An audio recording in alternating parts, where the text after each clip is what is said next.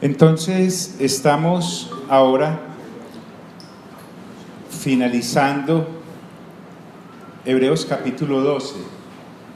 Hablamos hasta este versículo la vez pasada, cuando el escritor a los hebreos les dice: seguid la paz con todos y la santidad, sin la cual nadie verá al Señor.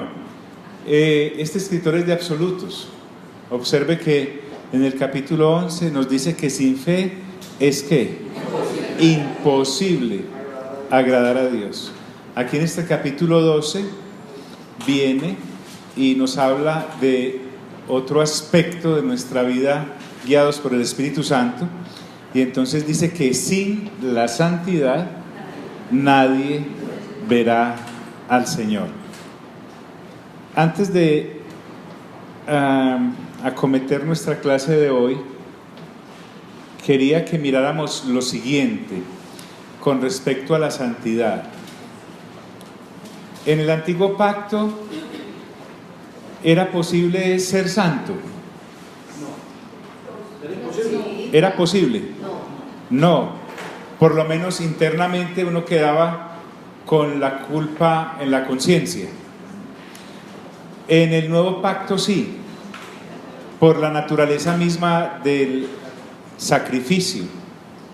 El Cordero de Dios ahí es el Señor que efectivamente quita el pecado del mundo.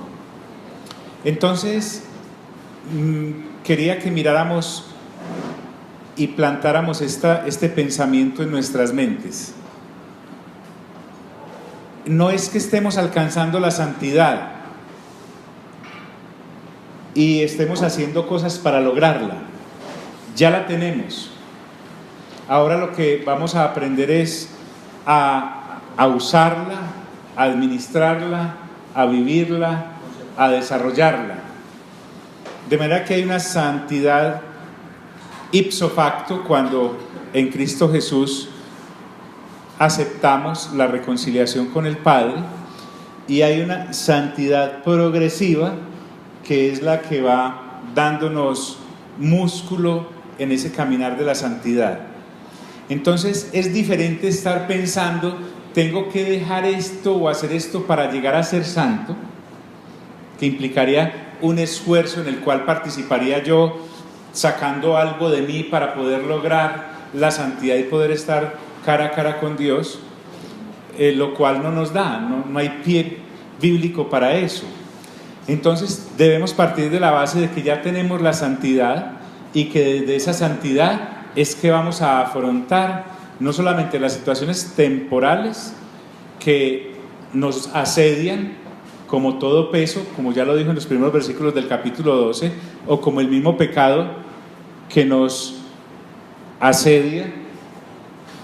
Entonces, en ese orden de ideas, usted y yo tenemos que estar pensando constantemente en lo siguiente. Miren este ejemplo que recibía. Supóngase que usted tiene muchas deudas, muchas deudas. ¿Ya se las imaginó?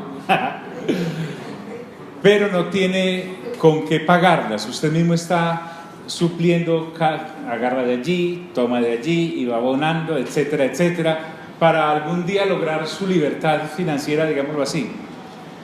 Ahora imagínese que alguien le entrega a usted una gruesa suma de dinero, que no solamente le alcanza para pagar lo que debe, sino que además le sirve para vivir hasta el final de sus días y muchas generaciones más.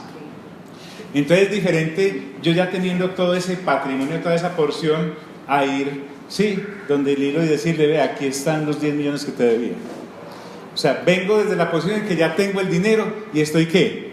Pagando. No estoy consiguiéndolo para pagar, sino que ya tengo el dinero de parte de Dios y lo estoy pagando.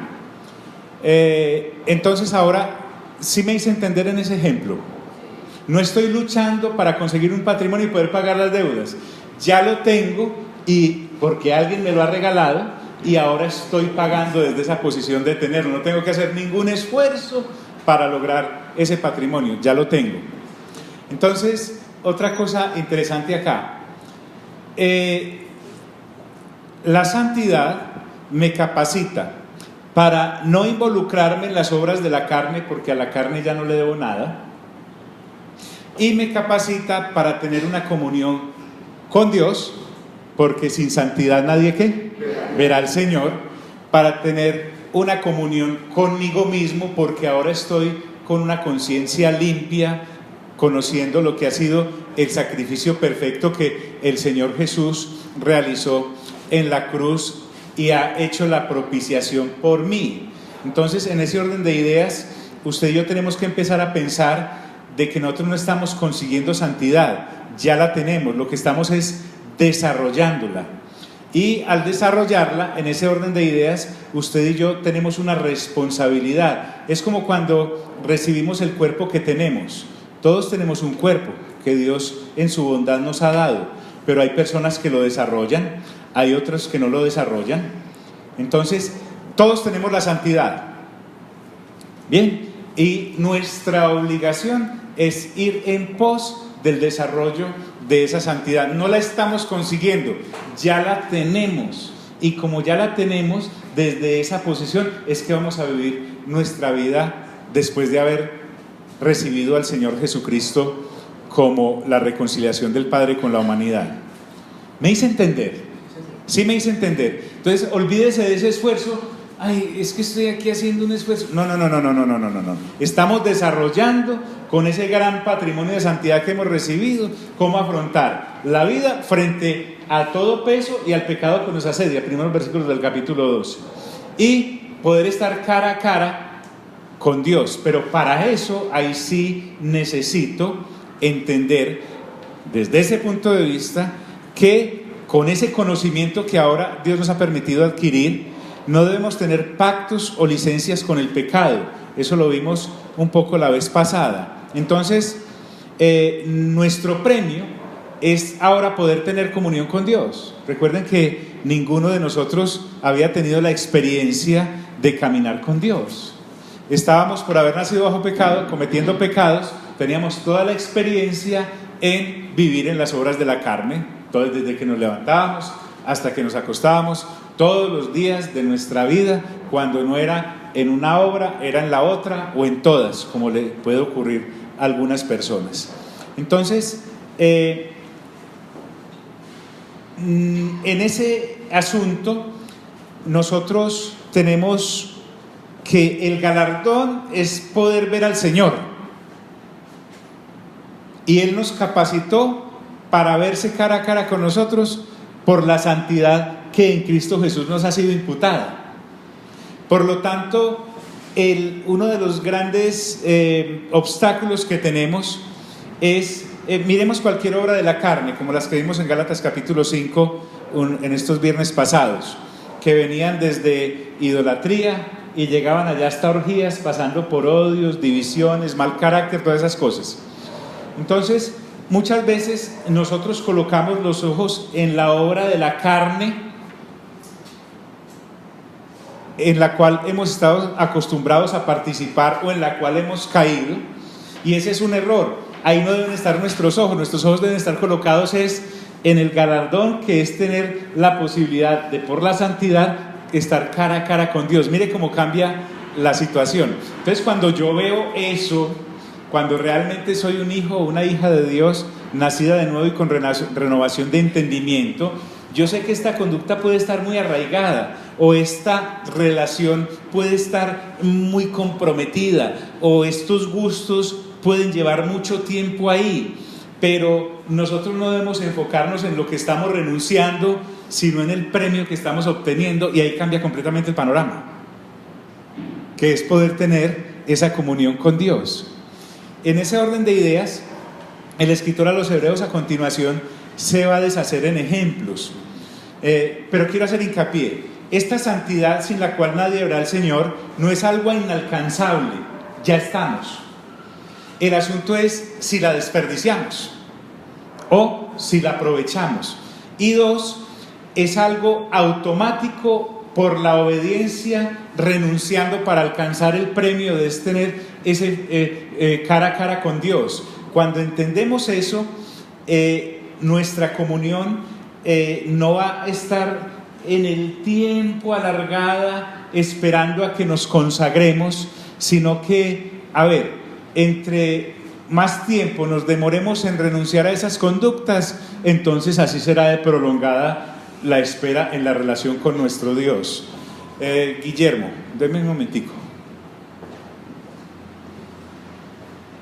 Esa santidad hace referencia al estar apartado para, o es la limpieza del espíritu, o sea, la santidad que nos llama es a cada vez más estar en concordancia con el espíritu del Señor. De una vez le pregunto, ya que está por aquí, ¿esa santidad es progresiva? A ver, los dos. Si me dejan avanzar un poquito, sí, vamos a mirar el ejemplo al que nos vamos a amarrar ahora por la guianza que el Espíritu Santo le dio al escritor a los hebreos. ¿Vale? Ahora, recuerden, ¿la carta es para quiénes? Para los hebreos. Los ejemplos que vamos a ver son netamente bíblicos, pero también es aplicable para nosotros, porque en últimas nosotros también gozamos del nuevo pacto en Cristo Jesús. Entonces no es que no les vaya a responder, sino que no les voy a responder ahora. Entonces, dice que sin esa santidad nadie verá al Señor. Y ahora, aunque el llamado es colectivo, es tremendamente individual también, porque miren lo que él dice: mirad bien, pongan atención. Recuerden cuando el Señor Jesús en los evangelios dice: de cierto os digo. Ese mirad bien es, ojo, que lo que voy a soltar es poderoso. No sea que alguno, mire que no hay categoría, sino que cualquiera, no sea que alguno deje de alcanzar ¿qué? La gracia de Dios. Ahora sí empiezo a darle un pedacito de respuesta. ¿Quién es santo por naturaleza propia? Dios. ¿Recuerdan el cántico de los querubines? Santo, santo, santo, ¿cierto? No es que sea 3 veces santo nomás, sino que se pueden quedar ahí ad infinito. Dios es santo. Partimos de esa base. El hombre caído puede llegar a ser santo, claro. Lo que pasa es que la santidad de la que estamos hablando, mi Guillermo, en Dios es original y es de Él. Él nunca ha caído, no es que empezó un poquito santo y fue incrementando su santidad. Él es santo, apartado de toda clase de mal. Empecemos por ahí. Por su infinita misericordia, Él, por esta gracia que en Cristo Jesús ha decidido reconciliar a la humanidad. Mire usted qué es lo que pasa. En el jardín, el hombre y la mujer estaban continuamente en relación con Dios, ¿o no? ¿Sí o no? Permanentemente, día y noche, se paseaban con Él. El hombre llega y desobedece, la pareja desobedece, y lo primero que Dios hace es protegerlos de Él mismo, porque en ese estado caído no pueden estar en su presencia, entonces los expulsa. Por lo tanto, el hombre ahora en la gracia, estoy basándome en que ya tenemos más o menos claros los primeros 11 capítulos que hemos venido desglosando, y ya sabemos que gracia, cuando se refiere acá, es que en Cristo Jesús el Padre ha decidido reconciliar a la humanidad para que todo aquel que en Él crea no se pierda, sino que tenga vida eterna. El que ha visto al Señor ha visto ¿a quién? Al Padre. Esto es lo que le hace énfasis el Señor Jesús a Felipe cuando le dice: muéstranos al Padre. Dice: hombre Felipe. Entonces, el hombre, una vez acepta que la gracia está en Cristo Jesús, puede alcanzarla, pues para eso se le ha entregado. O sea, la santidad me ha sido entregada en la gracia de Cristo Jesús para funcionar en ella. No es para alcanzarla, sino para desarrollarla. Entonces, además, a esto le debemos sumar que santidad es lo que Dios pide. El Padre dice allá en Primera de Pedro: sed santos como yo soy ¿qué? Santo. Aquí está desarrollando el mismo principio el escritor a los hebreos. Lo que pasa es que la confusión nuestra empieza en lo siguiente. Miren que yo puedo barrer con la trapeadora, ¿o no? Pero realmente la trapeadora es para trapear. A nosotros de alguna manera se nos ha inculcado de que la vida en el Espíritu, el fruto del Espíritu en nuestras vidas, es para dejar de pecar. Pero realmente la vida en el Espíritu, su énfasis mayor es para que tengamos comunión con Dios, porque contra tales conductas del fruto del Espíritu no hay ¿qué? Ley. No hay ley que censure el amor, el gozo, la paz, la paciencia, la benignidad, la bondad, la fe, la mansedumbre y la templanza. Contra esas cosas no hay ley.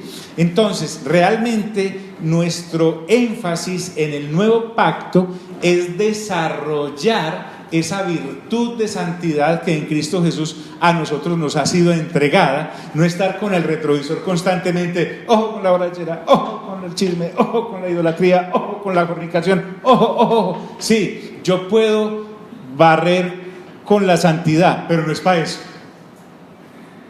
El asunto es que en el nuevo pacto el énfasis de quienes lo veamos es enfatizar en el creyente, nuevo o antiguo, como dice el libro de los Hechos, que había un discípulo antiguo, en que nuestra santidad es para tener comunión con Dios. Obvio que es dejar de pecar, pero ese no es el énfasis. El énfasis ahora es que en esta nueva naturaleza podemos estar cara a cara con Dios. Pero permítanme avanzar un poquito más. La gracia, o sea, lo que en Cristo Jesús nos ha sido dado, es la que nos capacita para ser puros. No es que por haber hecho una cantidad de cositas podemos alcanzar la pureza. Ya somos puros. Lo que pasa es que nos tenemos que dar cuenta. Y ahí es donde nosotros tenemos que tener mucho cuidado con la clase de púlpito del cual nos alimentamos. Porque si el púlpito del cual nos alimentamos está todavía bajo la ley de Moisés, señalando continuamente el pecado, estará continuamente trayendo culpabilidad a tu conciencia, y sermón tras sermón estará haciéndote caer en cuenta de que, hombre, esta situación. Mientras que el Evangelio del Nuevo Pacto nos indica es que avancemos en el desarrollo de esa naturaleza de santidad que es la que a Dios le agrada, y que además ya nos ha dado con qué. El asunto con el antiguo pacto es que no nos daba con qué ser santos. En el nuevo pacto, en Cristo Jesús, nos ha sido entregado todo. Entonces, ojo, otra cosa acá. Esta gracia que nos capacita para caminar en santidad no es por esfuerzo nuestro, no me canso de repetirlo. Esa gracia emana de Cristo Jesús, a quien ya tenemos identificado, porque este escritor le está hablando a hebreos que ahora ya saben que el Cristo es Jesús, que el Mesías es Jesús, y además está basada no solamente en la persona del Cristo, sino en la sangre que derramó, porque la sangre que derramó es una sangre santa, porque es la sangre del Mesías. Es una sangre que sí limpia la conciencia, y no es un sacrificio que se hace diariamente o anualmente, sino que se hizo de una vez. ¿Y para qué? Y para siempre. Entonces mi conciencia puede estar eternamente pura ya delante de Dios para relacionarme con Él, porque no es solamente la santidad de Dios que puede arderme por causa de que no puede relacionarse con esta pecaminosidad. No, es que además yo soy consciente de que soy culpable y no soy capaz de levantar la mirada a Dios, a no ser que sea por una descarada ignorancia. El asunto acá es completamente diferente. Entonces, además, esto de la santidad, mire todas las armas que el escritor nos está dando, porque él ya nos las vino dando desde el capítulo 1. Se nos ha sido dada la persona del Espíritu Santo, que también es Dios. Cuando usted y yo en el nuevo pacto somos reconciliados, inmediatamente somos sellados con la presencia del Espíritu Santo. El Espíritu Santo ya no nos viene a visitar, viene a habitar con nosotros. ¿Y dónde habita? En la casa espiritual que ahora somos, y en la casa espiritual en la que el Padre habita. Claro, allá en Apocalipsis 21 acabamos de leer el asunto de que el gran trasteo, pero realmente nosotros somos las primicias de este reino en cada generación, por vivir como hijos y como hijas de Dios, porque solamente los hijos y las hijas pueden estar en la presencia de Dios. Las criaturas que no han aceptado el nuevo pacto no lo pueden hacer, o aquellos que siguen queriendo vivir con Dios a través del antiguo pacto no se han dado cuenta de que esas puertas ya se cerraron. Ahora, ¿qué dice el capítulo 11, versículo 1? ¿Es pues la qué? La fe, ¿la qué? La certeza de lo que se espera. Repitan lo que ustedes no saben, como lo lleva bonito. ¿Es pues la fe qué? La certeza de lo que se espera, la convicción de lo que no se ve. Entonces, toda esa fe, que ya sabemos que no es por pedir cositas, porque ya todas esas cositas en Cristo Jesús nos han sido garantizadas, es que la usábamos para lo que no era. La fe, ahora, Él quiere que la enfoquemos en eso, en ser santos como Él es santo. No que esté alcanzando la santidad, ya estoy ahí, ya tengo el músculo, ahora me toca desarrollarlo para Él. Sí, señor. Una pregunta. Esto que Pablo les está diciendo de los hebreos se relaciona con lo que le decía a los romanos por allá en el 12, si no estoy mal, que renovaran su mente. O sea, que no se adaptaran al mundo, sino que renovaran su mente. 12, sino que renovaran su mente para ver la voluntad de Dios. Es, digamos, como la misma manera de decírselo a dos públicos diferentes, o una cosa se relaciona con la otra y una lleva a la otra.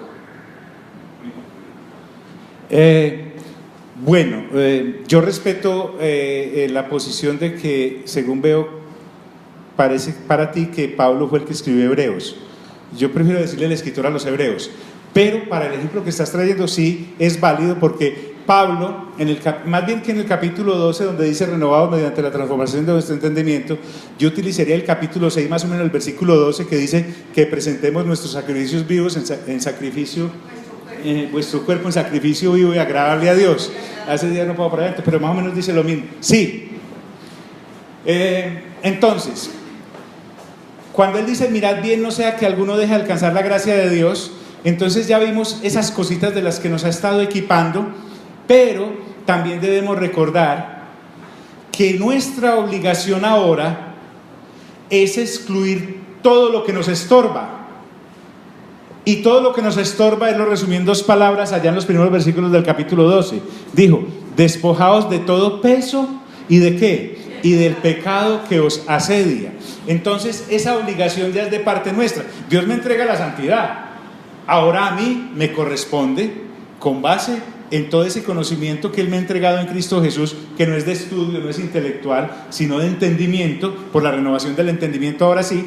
Entonces aquí hay algo a lo que me va el escritor a meter, y es que hay una responsabilidad individual en cuanto al desarrollo de esta santidad, y hay una responsabilidad colectiva como miembros de un cuerpo local que dice que Cristo Jesús está en medio de ellos. Entonces, aquí en este nuevo pacto no estamos buscando la persona que cae en una conducta de la carne para señalarla y matarla, sino para ayudarla a salir de ahí. Qué diferente al antiguo pacto.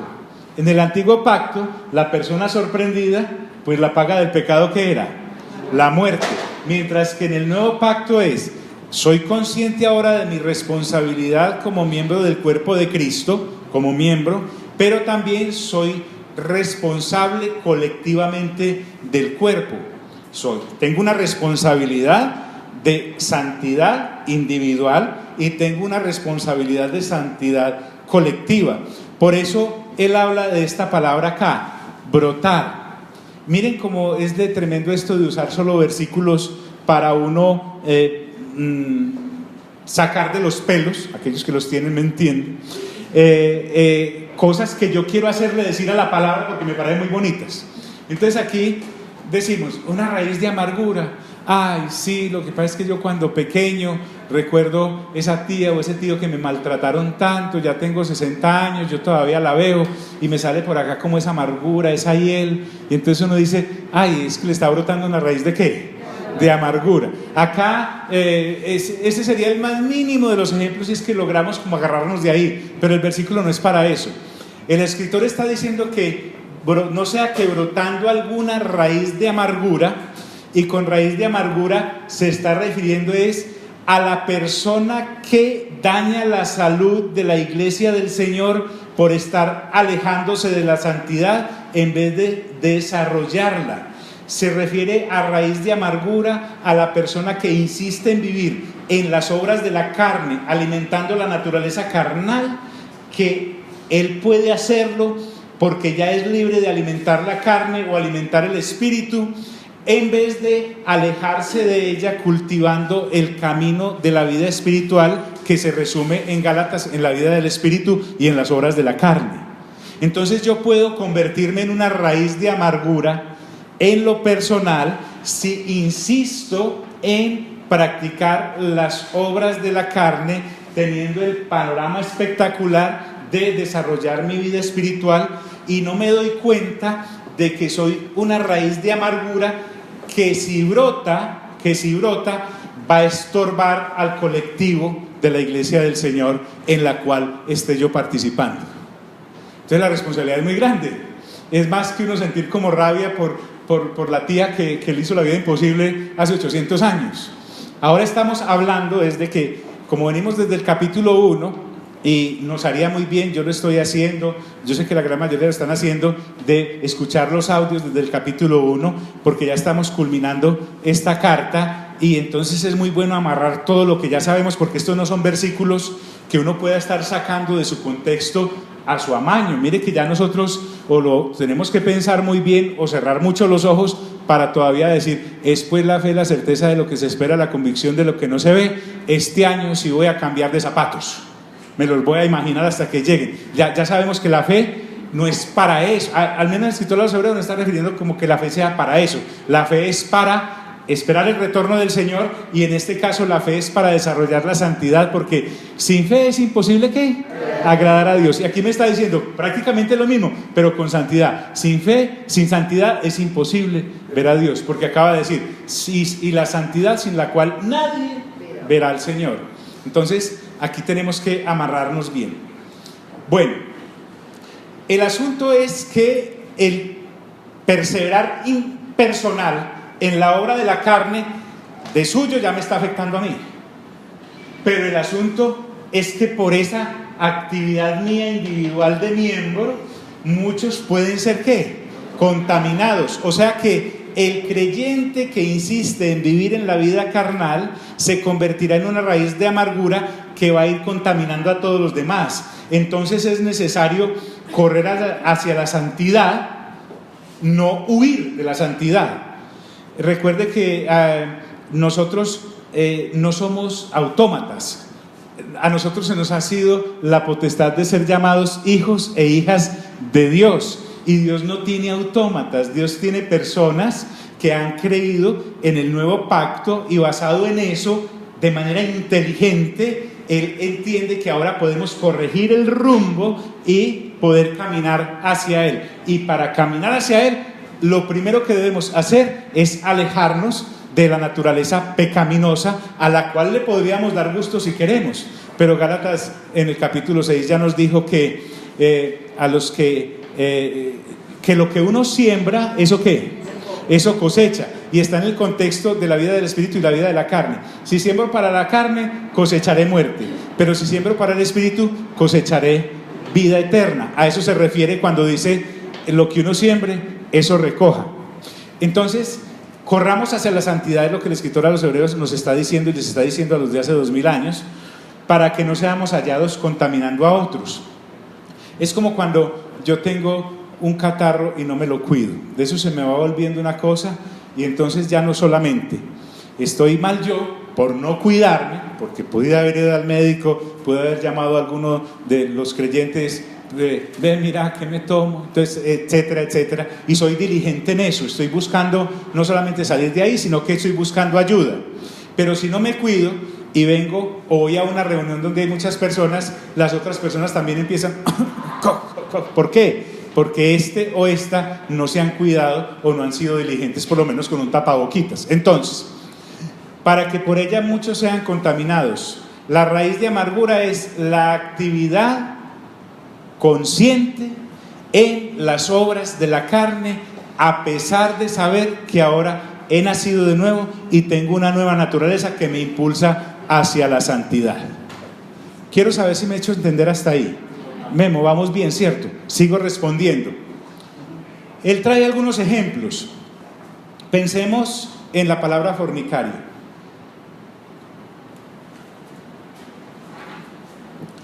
Recuerde que fornicar no es una agencia de carros Ford, no. Fornicar apunta directamente a la conducta sexual. Pero en este caso podemos tomar la fornicación en dos áreas. La que evidentemente con mi cuerpo hago al tener relaciones sexuales con otra persona, de manera que Dios haya censurado esa conducta, pero también a nivel espiritual, cuando pudiendo agradar la vida del espíritu, decido vivir también en las obras de la carne. Lo que quiero decir es que como miembro del cuerpo puedo ser algo ponzoñoso porque la carne terminará envenenando a otros. Entonces fornicario acá, en el sentido de participar en las obras de la carne, es contaminar el cuerpo a pesar de que ya invoqué el nombre de Cristo, el del nuevo pacto sobre mi vida, y estoy consciente de lo que ya ocurrió. Hubo un nuevo nacimiento y ese nuevo nacimiento merece el cuidado correspondiente a una nueva vida. Verbo y gracia, lo que no hacían los hermanos de Corinto. Los hermanos de Corinto llegan al Señor y estaban constantemente en las obras de la carne. No todos, pero la congregación estaba no solamente en los miembros contaminados, los que seguían bebiendo, los que seguían yendo de las rameras, aquel que estaba con la mujer de su papá, aquel que había tumbado a otro en un negocio, aquellos que salían ebrios de la cena del Señor, etcétera, etcétera, etcétera, sino que además la congregación como tal estaba enferma, pero era por la actividad de cada uno de esos miembros. El ejemplo de la gripa. Entonces, vamos a Génesis capítulo 28, que es el ejemplo que el escritor a los Hebreos está ahora citando. En Génesis capítulo 28 vamos a encontrar un hombre llamado Esaú. Esaú era el hermano de Jacob, ¿recuerdan? Esaú era el hermano de Jacob. Entonces quiero leer el pasaje completo de Esaú para que miremos algo. Voy a leer primero. Sí, es que no eran cualquier lentejas, ahorita hablamos de las lentejas. Empecemos primero en Génesis capítulo 25, empecemos primero. Yo sé que les dije 28, pero vamos a leer primero el 25.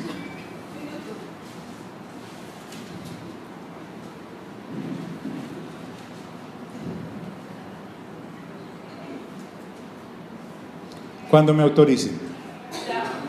Ok. Mire lo que ocurre en Génesis capítulo 25. Pensemos en el versículo 19. Esta es la historia de Isaac, el hijo que tuvo Abraham. Isaac tenía 40 años. Miren que la adolescencia llega hasta ahí. Cuando se casó con Rebeca, que era hija de Betuel y hermana de Labán. Betuel y Labán eran arameos de Padán Aram. Isaac oró al Señor en favor de su esposa porque era estéril. El Señor oyó su oración y ella quedó embarazada. Pero como los niños luchaban dentro de su seno, ella se preguntó: si esto va a seguir así, ¿para qué sigo viviendo? Dramática la señora, ¿cierto? Entonces fue a consultar al Señor y el Señor le contestó: 2 naciones hay en tu seno, 2 pueblos se dividen desde tus entrañas. Uno será más fuerte que el otro y el mayor servirá al menor. Cuando le llegó el momento de dar a luz, resultó que en su seno había mellizos. El primero en nacer era pelirrojo y tenía todo el cuerpo cubierto de vello. A este lo llamaron Esaú. Luego nació su hermano, agarrado con una mano del talón de Esaú. A este lo llamaron Jacob. Cuando nacieron los mellizos, Isaac tenía 60 años. Los niños crecieron. Esaú era un hombre de campo y se convirtió en un excelente cazador, mientras que Jacob era hombre tranquilo que prefería quedarse en el campamento. Isaac quería más a Esaú porque le gustaba comer de lo que él cazaba, pero Rebeca quería más a Jacob. Un día, cuando Jacob estaba preparando un guiso, Esaú llegó agotado del campo y le dijo: dame de comer de ese guiso rojizo, porque estoy muy cansado. Por eso a Esaú se le llama Edom. Véndeme primero tus derechos de hijo mayor, le respondió Jacob. Me estoy muriendo de hambre, contestó Esaú, así que ¿de qué me sirven los derechos de primogénito? Véndeme entonces los derechos bajo juramento, insistió Jacob. Esaú se lo juró, y fue así como le vendió a Jacob sus derechos de primogénito. Jacob, por su parte, le dio a Esaú pan y guiso de lentejas. Luego de comer y beber, Esaú se levantó y se fue. De esta manera menospreció sus derechos de hijo ¿qué? Mayor. Ahora pase al capítulo 27. Debo leerlo. Ténganme un poco de paciencia. Esaú tenía 40 años de edad cuando se casó con Judith, hija de Beerí, el hitita. También se casó con Basemat, hija de un hitita llamado Elón. Estas dos mujeres les causaron mucha amargura a Isaac y a Rebeca. Isaac había llegado a viejo y se había quedado ciego. Un día llamó a Esaú, su hijo mayor. Hijo mío, le dijo. Aquí estoy, le contestó Esaú. Como te darás cuenta, ya estoy muy viejo y en cualquier momento puedo morirme. Toma pues tus armas, tu arco y tus flechas, y ve al campo a cazarme algún animal. Prepárame luego un buen guiso, como a mí me gusta, y tráemelo para que me lo coma. Entonces te bendeciré antes de que muera. Como Rebeca había estado escuchando mientras Isaac le hablaba a su hijo Esaú, en cuanto éste se fue al campo a cazar un animal para su padre, ella le dijo a su hijo Jacob: según acabo de escuchar, tu padre le ha pedido a tu hermano Esaú que case un animal y se lo traiga para hacerle un guiso, como a él le gusta. También le ha prometido que antes de morir se lo va a bendecir, poniendo el Señor como testigo. Ahora bien, hijo mío, escúchame bien y haz lo que te mando. Ve al rebaño y tráeme de allí 2 de los mejores cabritos para que yo le prepare a tu padre un guiso como a él le gusta. Tú se lo llevarás para que se lo coma y así él te dará su bendición antes de morirse. Pero Jacob le dijo a su madre: hay un problema, mi hermano Esaú es muy velludo y yo soy lampiño. Si mi padre me toca, se dará cuenta de que quiero engañarlo y esto hará que me maldiga en vez de bendecirme. Hijo mío, que esa maldición caiga sobre mí, le contestó su madre. Tan solo haz lo que te pido y ve a buscarme esos cabritos. Jacob fue a buscar los cabritos, se los llevó a su madre, ella preparó el guiso tal como le gustaba a su padre. Luego sacó la mejor ropa de su hijo mayor Esaú, la cual tenía en casa, y con ella vistió a su hijo menor Jacob. Con piel de los cabritos le cubrió los brazos y la parte lampiña del cuello, y le entregó a Jacob el guiso y el pan que había preparado. Jacob se presentó ante su padre y le dijo: Padre, dime hijo mío, ¿quién eres tú? Preguntó Isaac. Soy Esaú, tu primogénito, le contestó Jacob. Ya hice todo lo que me pediste, ven por favor y siéntate a comer de lo que he cazado, así podrás darme tu bendición. Pero Isaac le preguntó a su hijo: ¿cómo fue que lo encontraste tan pronto, hijo mío? El Señor tu Dios me ayudó, respondió Jacob. Isaac le dijo: acércate, hijo mío, para que pueda tocarte y saber si de veras eres o no mi hijo Esaú. Jacob se acercó a su padre, quien al tocarlo dijo: la voz es de Jacob, pero las manos son de Esaú. Así que no lo reconoció, porque sus manos eran velludas como las de Esaú. Ya se disponía a bendecirlo cuando volvió a preguntarle: ¿en serio eres mi hijo Esaú? Claro que sí, respondió Jacob. Entonces su padre le dijo: tráeme lo que has cazado para que lo coma y te daré mi bendición. Jacob le sirvió y su padre comió. También le llevó vino y su padre lo bebió. Luego le dijo su padre: acércate ahora, hijo mío, y dame un beso. Jacob se acercó y lo besó. Cuando Isaac olió su ropa, lo bendijo con estas palabras: el olor de mi hijo es como el de un campo bendecido por el Señor. Que Dios te conceda el rocío del cielo, que te dé la riqueza de la tierra, te dé trigo y vino en abundancia, que te sirvan los pueblos, que ante ti se inclinen las naciones, que seas señor de tus hermanos, que ante ti se inclinen los hijos de tu madre. Maldito sea el que te maldiga y bendito el que te bendiga. No bien había terminado Isaac de bendecir a Jacob y este de salir de la presencia de su padre cuando Esaú volvió de cazar. También él preparó un guiso, se lo llevó a su padre y le dijo: levántate, padre mío, y come de lo que he cazado tu hijo, luego podrás darme tu bendición. Pero Isaac le interrumpió: ¿quién eres tú?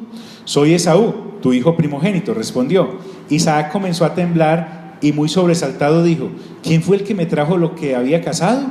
Poco antes de que llegaras yo me lo comí todo, le di mi bendición y bendecido quedará. Al escuchar Esaú las palabras de su padre lanzó un grito aterrador y lleno ¿de qué? ¿De qué? De amargura le dijo: Padre mío, te ruego también que a mí me bendigas. Pero Isaac le respondió: tu hermano vino y me engañó y se llevó la bendición que a ti te correspondía. Con toda razón le pusieron Jacob, replicó Esaú.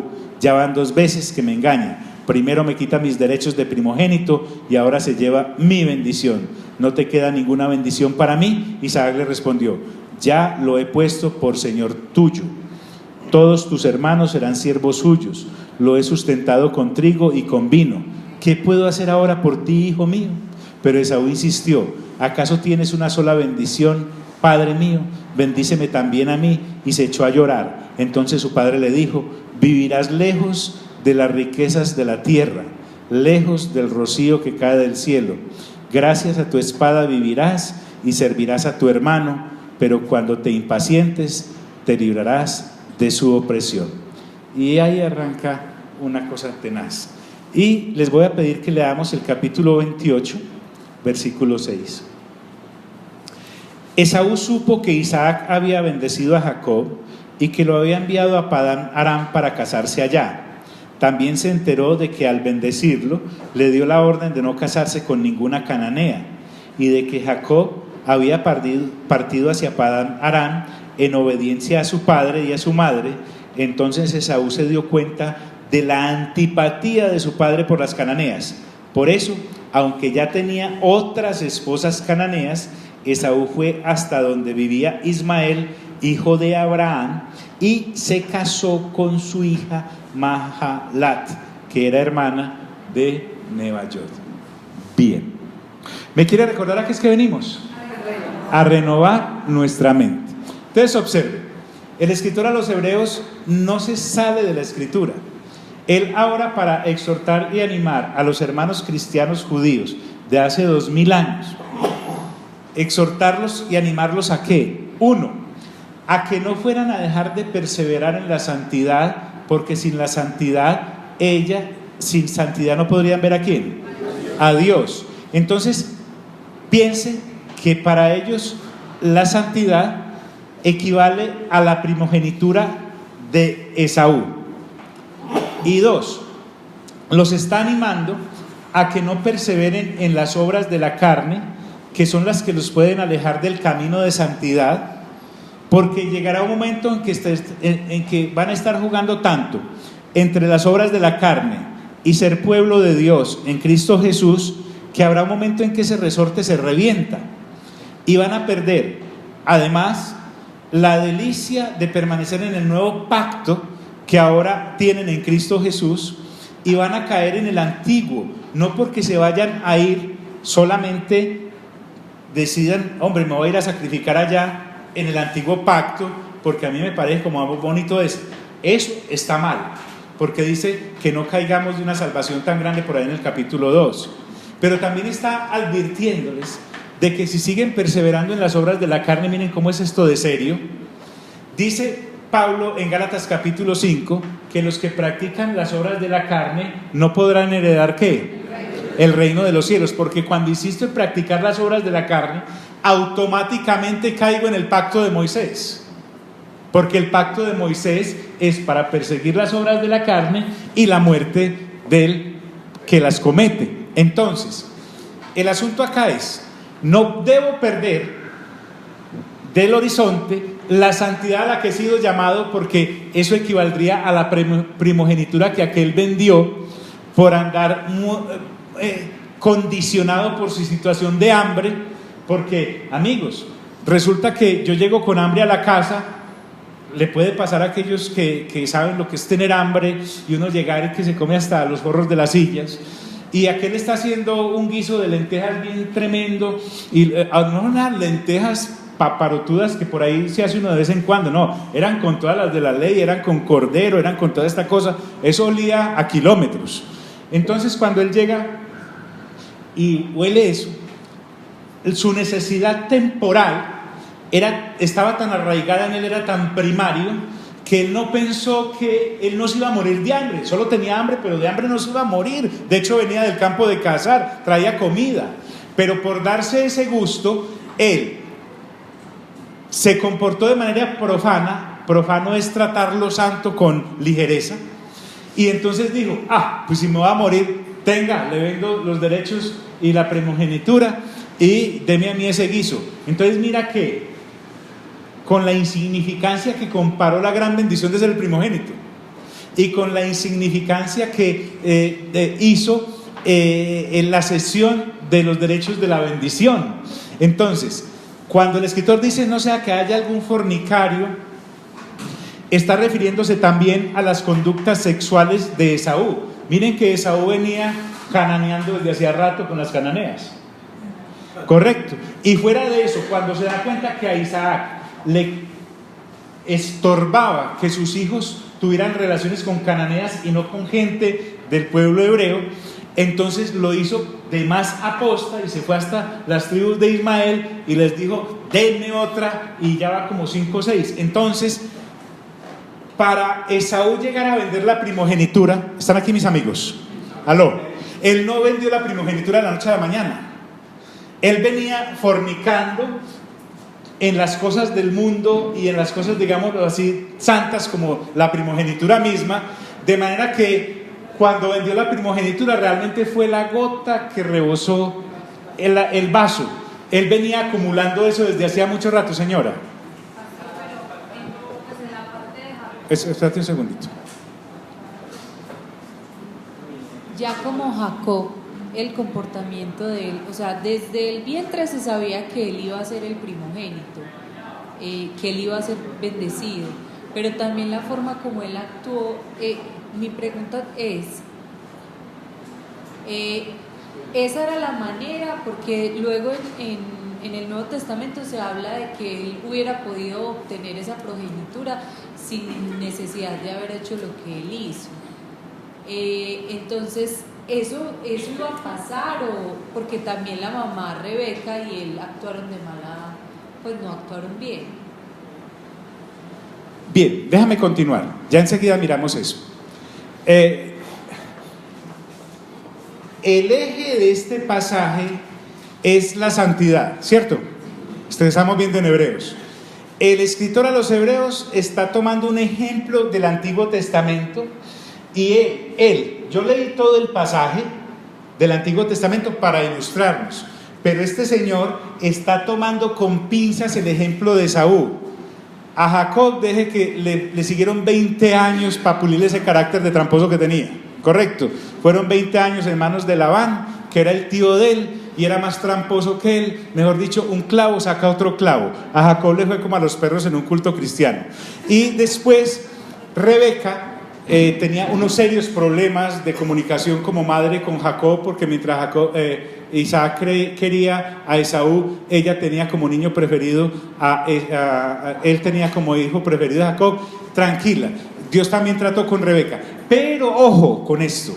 El asunto acá es que para mostrarme la ligereza con la que los creyentes podemos obrar frente al desarrollo de la santidad, él me está trayendo el ejemplo de cómo Esaú llegó a perder la primogenitura por tratar livianamente la gran bendición que era ser el primogénito, ¿correcto? Entonces, sáquense de la cabeza por ahora a Rebeca, a Jacob, a Labán, a las novias o esposas que tenía Esaú. Centrémonos en Esaú y en su comportamiento, que es el que no figura en Hebreos capítulo 11 como ejemplo de fe. Él no la alcanzó a desarrollar porque la menospreció, pero ahora figura en el capítulo 12 como desejemplo. ¿Esa palabra existe?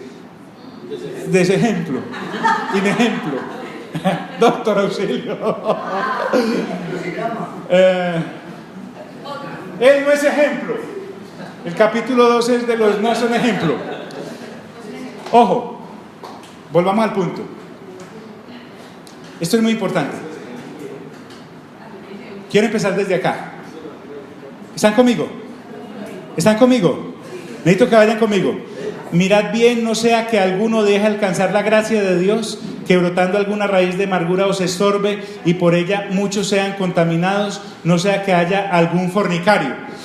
Esaú no solamente fornicaba en cuanto a lo sexual con cananeas, sino que fornicaba además porque los apetitos de su carne primaban en él y eso lo llevaban a ser, además de fornicario, profano.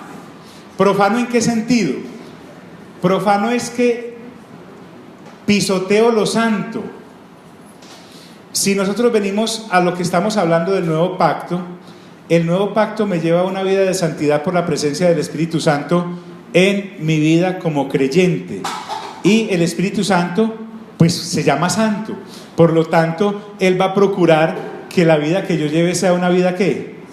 Sea una vida santa. Entonces, cuando yo pisoteo lo santo, como hizo Esaú, por eso es que el escritor de los Hebreos dice, no sea que alguno de ustedes.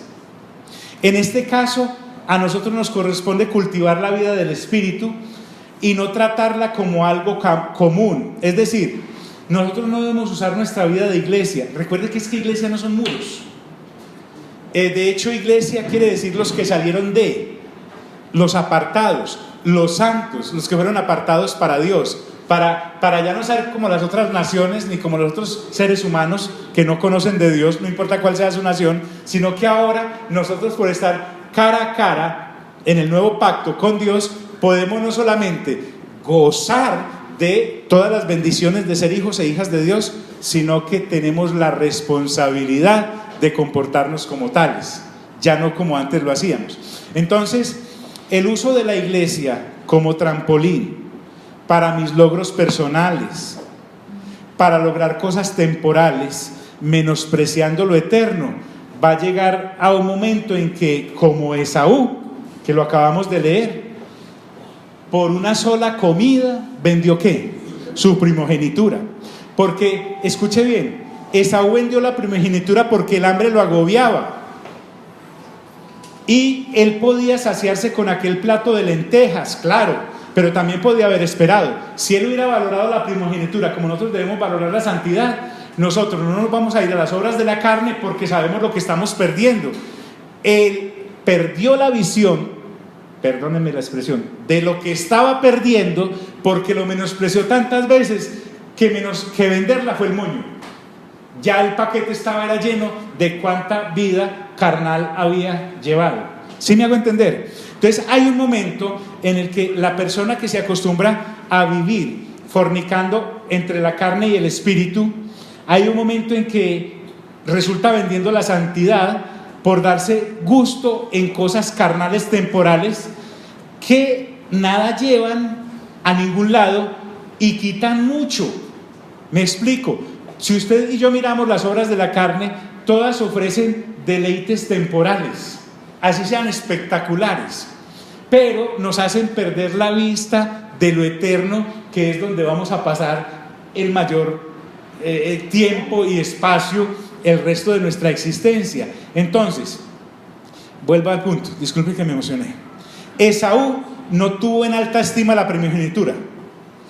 El que se vuelve raíz de amargura en la comunidad no tiene en alta estima la santidad. Entonces, al no tener en alta estima la santidad, como Esaú no tuvo en alta estima la primogenitura, rompe mi comunión con Dios y además contamino mi relación con los otros hermanos.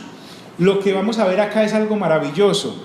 Resulta que usted y yo, en Cristo Jesús, por tener esta nueva naturaleza, debemos aportar santidad a todas nuestras relaciones. O sea, nosotros somos portadores de la santidad de Dios. Ese lujo no se lo da nadie que no haya nacido de nuevo, ni queriendo. Habrá gente que se maneje bien sin conocer de Jesús, habrá gente que se maneje bien sin ser cristiana, pero eso es manejarse bien. Aquí estamos hablando de la santidad que solo Dios tiene por naturaleza misma y que ha decidido también que las personas caídas que hayan creído en Cristo Jesús nazcan de nuevo y por lo tanto son portadoras de santidad. Entonces somos como un expendio a través del cual Dios comunica que hay una santidad y puede uno llevarla y aportarla a la relación conyugal, a la relación social, a la relación comercial, a todas las relaciones. ¿Por qué? Porque ya nacimos de nuevo. Ustedes recuerden el ejemplo que puse al principio. Una gran deuda, le debemos hasta el banco de sangre y estoy trabajando todos los días a ver cómo le pago. Esos son mis propios esfuerzos. Pero resulta que alguien dice: ¿cuál es la suma de sus deudas? 100. Pues bien, aquí están los 100 y 100 más y 100 más, para que no solamente pague con todos los intereses que debe, sino que viva por el resto de su existencia, porque lo que yo quiero es que usted viva conmigo para la eternidad. Entonces, desde esa posición ya de suficiencia es que yo llego a pagar. No estoy luchando para conseguir con qué pagar, sino que me ha sido dado con qué pagar. La santidad es igual. Yo no estoy luchando por dejar el cigarrillo para llegar a ser santo, por dejar aquello para llegar a ser santo. No, ya me dieron la provisión completa de santidad, y desde esa posición entonces yo ya conscientemente, por renovación de entendimiento, entiendo que no soy esclavo de la naturaleza carnal, sino que puedo darme a la vida del Espíritu y desde ahí relacionarme con todos. No para llegar a la santidad, sino que por haber llegado ya puedo dispensar desde ahí. ¿Me hago entender? Cambia completamente. Por eso les ruego, les suplico por los clavos del Señor Jesús, escúchense esto varias veces, desde el capítulo 1 hasta donde terminemos. Es porque se nos va la eternidad en eso. En un momentico se nos va. Porque hay un momento en que se llena tanto el paquete que el moño es el siguiente. Cuando Esaú cae en cuenta de la burrada que ha hecho, dice: porque ya sabéis que aún después, es decir, este descuido consciente de Esaú llegó a un momento en que la ruptura con la primogenitura ya fue irreparable. Entonces, cuando él cae en cuenta de lo que ha hecho, miren que con lágrimas le lloró al papá, deseando heredar la bendición que la primogenitura daba, pero la había perdido, y llegó un momento en que la primogenitura ya fue irrecuperable. Tan tremendo Jacob, que a pesar de que amaba tremendamente a Esaú y lo prefería, Isaac, y lo prefería a Jacob, él le dice: no, ya le di todo, las lluvias del cielo, la provisión, etcétera, y tú le servirás juntamente con todos tus hermanos, etcétera, etcétera, etcétera. Y dice: pero entonces no tenía sino. No, sí, hijo, no hay más, porque lo que está diciendo el Espíritu Santo acá es: jugaste tanto con el asunto que lo perdiste, no lo valoraste. Entonces dice: deseando heredar bendición, fue desechado. Les decía, es que hay un punto de ya no retorno y ya no hay oportunidad para el arrepentimiento. Perdóneme la expresión, se le había agotado el tiempo para arrepentirse. Es decir, el acto nuevamente de vender la primogenitura solo fue la gota que rebosó la copa, pero su conducta consuetudinaria de menospreciar la primogenitura y lo que conllevaba responsablemente administrarla, lo llevó a este acto final de venderla. No fue que la amaneció vendiendo la primogenitura de un día para otro, es que la venía menospreciando desde hacía mucho rato. Así ocurre con la continua incursión de un creyente en las obras de la carne. Dele, y no me pasa nada, dele. Y un día, cuando menos piensa, le pasa lo de Esaú, aunque la procuró con lágrimas. Vuelvo al punto. Esaú comió lo temporal, miren qué triste, y al otro día le volvió a dar ¿qué? Hambre. Al otro día le volvió a dar hambre, porque era algo temporal. Pero la primogenitura, que si era, digámoslo así, lo per se, la perdió. En el cristianismo, tanto como en el ejemplo de Esaú, hay un momento en el que llorar ya no vale.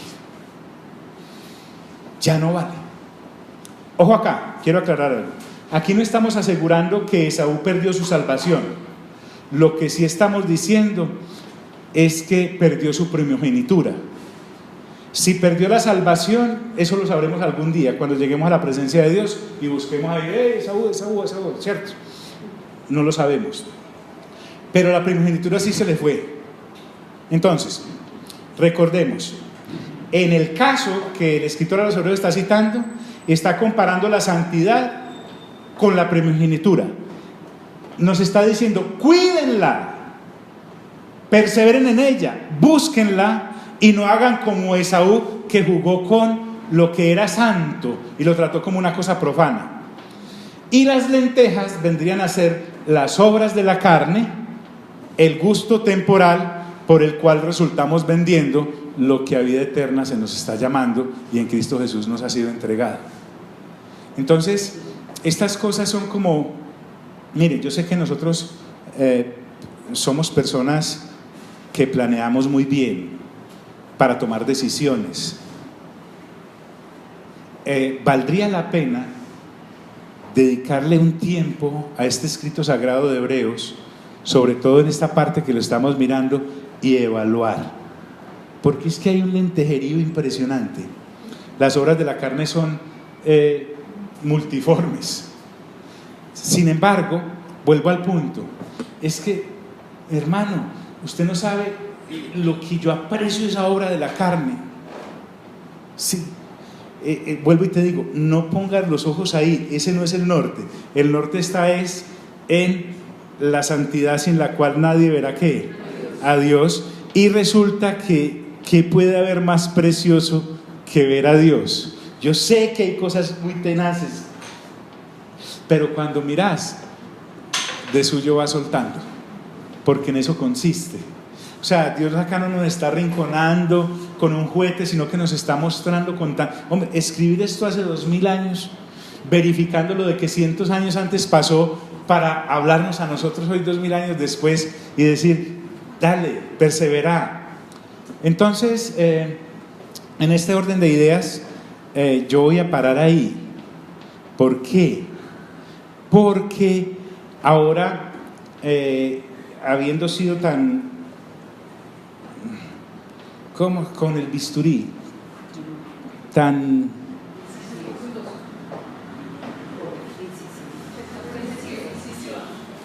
vamos a mirar eso. La próxima semana, si Dios nos da la vida, ¿cómo? Es que recuerden que esto es alimento sólido, esto no es leche, ¿correcto? Esto no es leche. Está abriéndonos las escrituras de una manera impresionante. Entonces ahora, en los siguientes versículos, él va a comparar lo que es el pacto del Sinaí y cómo se relacionaban con él en el antiguo pacto, y el nuevo pacto en Cristo Jesús, y cómo debemos relacionarnos con Dios a través del nuevo pacto. Porque esto no es de afanes, pero el asunto acá es que si nosotros tratamos con liviandad el texto sagrado como nos está siendo entregado, nos metemos en un problema muy tremendo. No solamente el que lo trata de manera liviana al entregarlo, sino aquel que al recibirlo también lo puede tratar de manera liviana. Recuerden que en un capítulo anterior dijo que no les sirvió la palabra del antiguo pacto por no haber sido acompañada de fe en los que lo escuchaban. Interesante. Entonces lo mismo acá, exige tanta diligencia de parte del que está abriendo la escritura como el que está entrando en ella a través de ese huequito que el Espíritu Santo nos está permitiendo para entrar y meternos allá del todo. Bien. Padre, muchas gracias por este tiempo en el que nos permites ahondar en que tu pacto es vigente, es actual, es actuante, y además nos invita a aprender y a aprender más de lo que a la vida del Espíritu hemos sido llamados, tratando correctamente con las obras de la carne.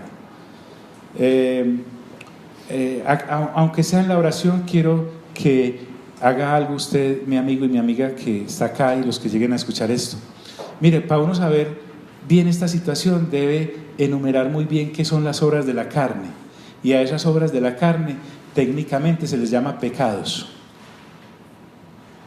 Y mirar que hay conductas a nivel social que se llaman así, conductas, pero no las llaman pecado. Pero nosotros tenemos que estar muy claros en saber qué es pecado y qué no es, para saber cuándo está un plato de lentejas atrayéndonos quitándonos la vista de lo eterno que es Dios. Entonces te haría y me haría muy bien mirar y hacer nuestra lista a mano levantada, cada uno de nosotros, no solo para tener cuidado de eso, sino para saber que eso es temporal. Todas las obras de la carne son temporales, mientras que en el caso de Esaú, que fueron un plato de lentejas y perdió la primogenitura, no seamos nosotros hallados en esta situación. Y si Dios la está señalando es para que salgamos de ahí, porque cada uno de nosotros y de nosotras sabe qué lentejas está comiendo, si es que está en esa situación. En el nombre del glorioso de Cristo Jesús te damos toda la honra y toda la gloria. Amén y amén. Dios nos bendiga.